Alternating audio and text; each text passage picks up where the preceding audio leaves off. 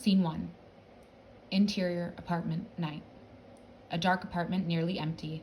Luggage and boxes are by the front door. Lori brushes her teeth and changes out of her graduation robes into pajamas.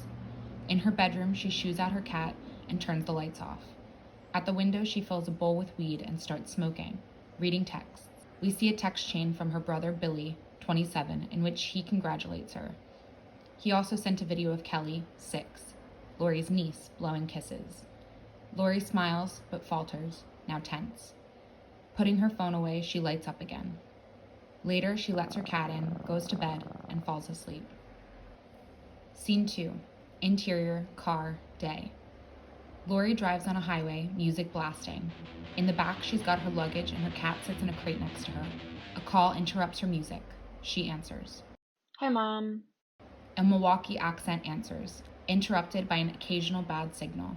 This is Lori's mom, 56. Hi, sweetie. How far away are you? Not too far, like 2 hours. Thanks again, Mom. Oh, Lori, honey, anytime. I started cleaning yesterday. Mom, you don't have to clean. It's just me. Oh, just you? Sure, I'll just be embarrassed by my house in front of my only daughter. Mom. How was the big day? Kelly made you a graduation cake, but your daddy ate it. That gosh darn sweet tooth. It was fine. That's okay. Tell her I said thanks. How long do you think you'll be up? Probably just a few weeks. Sorry this is so last minute. Looking to her cat. I'm gonna stop at Dill's to drop off Dylan shoes, Harris. so I might get in a little late. Oh, sweetie, you're not still smoking, are you? You know, Beth says it causes autism. Mom. I don't judge Laurie, I'm Christian. But none of that in my house, okay? Of course, Mom. Scene 3. Interior house, night. Lori sits with her family, playing charades next to half-eaten meals. Her mom is at the center, interacting and laughing with everyone. Billy and his wife, 28, sit next to her. Billy has Lori's 2-year-old niece in his hands. Lori is slightly out of the little circle, separate. On the other side, also slightly removed, is her father, 54. Lori's niece, Kelly, enters the room. Only Lori and her father turn to her as the rest are caught up in the game. Kelly launches herself into a laughing Lori's arms. Scene 4, interior, house, night, sometime later. At the kitchen island, Lori's father prepares a bowl of ice cream for Kelly, looking around conspiratorially and shushing her when she giggles. This treat is their secret. She starts digging into a bowl of ice cream. Lori's father laughs as she has a brain freeze. Brain freeze? Can I try? As he takes her spoon, Lori walks in, unseen by her father. He takes a big bite and mimics Kelly's face. Kelly laughs. Lori walks fully in the room, going to a drawer, Lori! holding out the spoon. You want some? Lori gives Kelly a new spoon and picks her up from her seat, setting her on the ground. She hands her the bowl. Your dad's looking for you. Go. Kelly leaves. Lori stands in tense silence with her dad, who smiles warmly. Lori's mom enters holding dishes. Lori's father gets up to help. Lori follows Kelly out. Scene 5, interior house, night. Few hours later. Lori's mom washes dishes while Lori sits at the island and sips wine. Her father enters in pajamas, eyeing Lori drinking as he does. Her mother follows his gaze. As Lori finishes her glass, her mom grabs it from her. Mom! That's enough, honey. I've had 2 glasses. Her mom continues washing. Lori rolls her eyes and walks to the stairs, looking up the hallway of doors with fear. She turns to go to the living room, but runs into her father, Where are you going? moving around him. I'm not tired yet. Turn the lights out before you go to bed. He goes upstairs and Lori goes to the living room. Sometime later, Lori's mom pops into the living room and is confused to find Lori huddled in a chair reading a book. Sweetie, isn't it time for bed? Oh, yeah. I'll go up in a minute. You're taking Kelly to practice. I don't think Billy wants his daughter driven by someone asleep at the wheel. Yeah, Mom, thanks. I'll go soon. I'm turning off the light. Okay, Mom, thanks. Lori's mom leaves. Lori breathes out stressfully. Scene 6, interior house, night, sometime later. Lori brushes her teeth and changes into pajamas. In her room, she quietly closes the door and turns off the lights. She lies down, staring up. There's a creak in the hall. Breathing hard, she gets up and turns on the light. She turns on a lamp and turns the overhead off. Lying down again, she closes her eyes. A wind chime peals outside.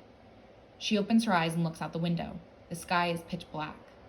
Closing her eyes, she holds back a panic attack. Another creak in the hall. Lori storms to the door and locks it. She stares at the doorknob for a minute, listening for any sounds, then goes back to her bed, but remains awake and wide-eyed. Scene 7, interior ice rink, day. Lori watches her niece ice skate. She rubs her eyes, exhausted, but has enough energy to cheer when her niece makes a jump. Scene 8, interior house, night. Lori arrives home, letting herself in. She takes her coat off, and her mom comes in, taking it from her. Mom, you don't have to. Oh, well, you never hang it right. Lori rolls her eyes. So how was practice? It was great, I think. I don't know. She fell twice, and she did a camel or a giraffe. Did you fall asleep? No, Mom, I did not fall asleep. Maybe it was the wine. I heard it makes some people wired. It wasn't the wine, Mom, and it doesn't make anyone wired. It's a depressant. Oh, well, look at you. An expert on drugs and alcohol, are we? Yeah, Mom, I should work for ATF. You could if you ever gone hunting with your dad. Lori rolls her eyes. No, of course not. God forbid. The hysterics when your dad would take you camping. Guess you'd rather hit bucks with your car. I was 16. You are... Lori laughs angrily and goes to the kitchen. Well, what do you want for dinner? Lori opens the fridge. Moodily, she turns to her mom. We don't have anything. Scene 9, interior, house, night, few hours later. Empty plates are piled at the sink. Lori's mom washes them, and her father sits at the counter on his laptop.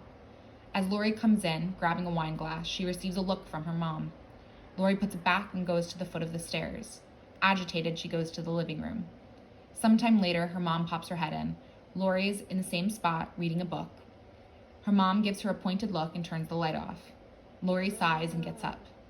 Lori leaves the bathroom in pajamas. Getting to her room, she turns off the light, but after a moment of hesitation, locks the door. Lying in her bed, she closes her eyes and breathes deeply. After a minute, she opens her eyes and stares at the dark sky. There's no stars. In the dark room, a mouth slides right next to her ear. They're gone. Lori shoots up, now alone and wide awake. She looks around the room, hyperventilating, near tears. She goes with her blanket to the living room and curls into the chair, trying to read her book as silent tears flow down her cheek. Scene 10. Interior, house, morning. Lori's mom turns on the living room light, carrying laundry, to find a sleeping Lori. She goes to the laundry room and the door closes behind her, waking Lori. She rubs the sleep from her eyes and sneaks back up to her bedroom. Scene 11. Interior, house, night. In pajamas, Lori goes to her room, locking the door, leaving the overhead light on. In bed, she turns on instrumental music on her phone and closes her eyes. She opens her eyes to find a dark room, the light off, no music playing. She closes her eyes again, forcefully. She hears a creak in the hall but ignores it. A second one, a third. She hears a click, like a door opening or closing, and opens her eyes, swinging her feet off the bed to get up. In the corner of her bedroom, by the door and light switch, a dark figure stands, head down. She freezes. As it lifts its head and begins to walk forward, she scrambles backwards and falls against the window. She looks out to see the stars. Entranced, she watches as one by one they grow bright, bursting, and then disappear. Soon, it's only darkness. She closes her eyes and turns around. The figure is gone, but the door is open. A white light shines down the hallway, blinding her. She moves toward the door. Flashes to Lori in her bed, room dark, eyes closed, where a mouth appears next to her ear once more. Where are you going? Lori's eyes flash open, and the figure is now on top of her. She thrashes, but her breathing is heavily impaired by the weight. You used to love it when I came to your room. Where'd you go? Lori struggles to speak. She turns to see the door slowly creak open, a bright light shining through the crack, blinding her. She looks up to find the figure is no longer there and sits up, cautiously, standing. This isn't real. I'm always here. Lori looks to the bed to see a young Lori, 12, laying in bed, hyperventilating. Lori turns from the bed to the figure. Leave us alone. But you're gone. Why'd you go? Turning to the bed, I didn't. leaning into her ear. Lori, open your eyes. Shut up. Look at me. Look at me. Me. Scene 12, interior, house, morning.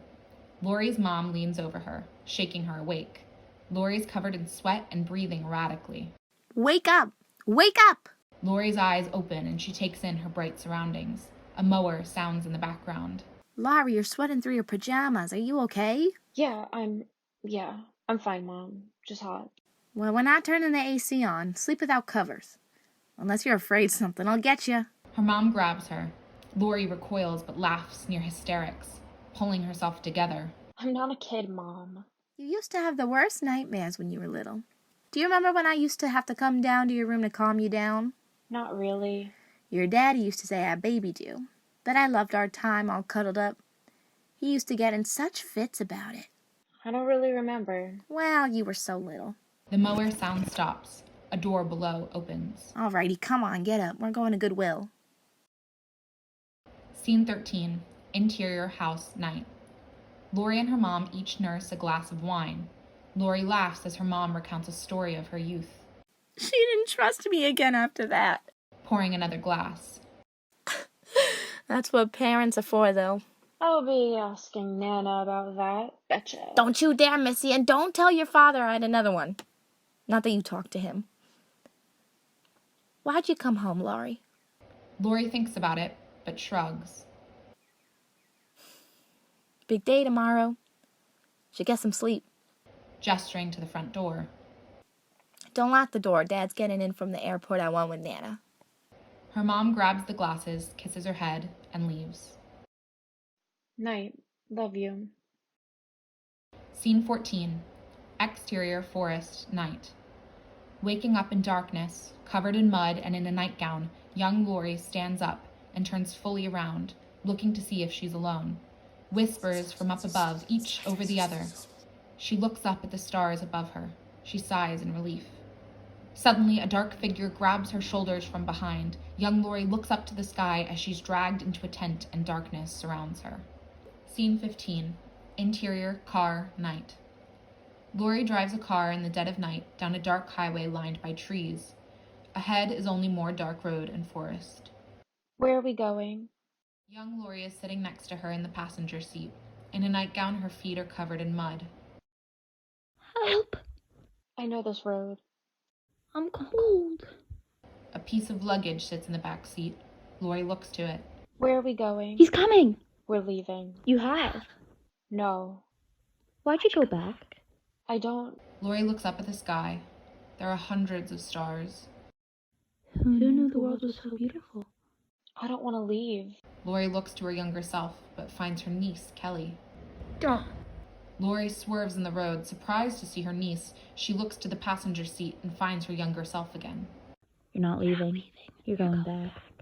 Lori takes her eyes off the road and looks to her younger self just as a doe comes onto the road. They crash. Scene 16, interior house, morning of 4th of July.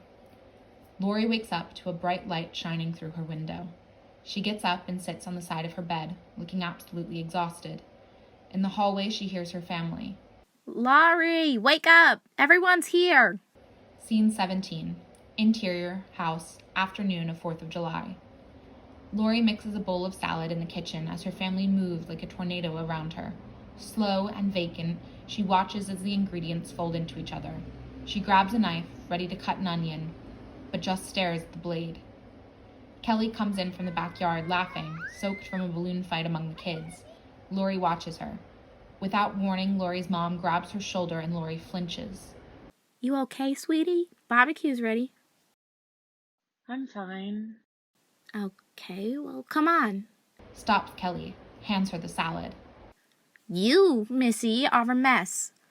Can you bring that out? Lori follows her niece. Lori watches everyone moving rapidly while she's still. She looks up. Her face distorts. Where's the sun? A dark figure emerges from the shade of the tree next to her. As he enters the bright light, he's revealed to be Lori's father. He looks first at her, then also looks up. Though the sky is bright and blue, there is no sun. It's gone. As her and her father look up at the sky, tears run down Lori's face. Her father moves forward and approaches Kelly from behind. He puts his hands on her shoulders, and she looks up at him, nervously. Lori is still holding the knife. Cut to black.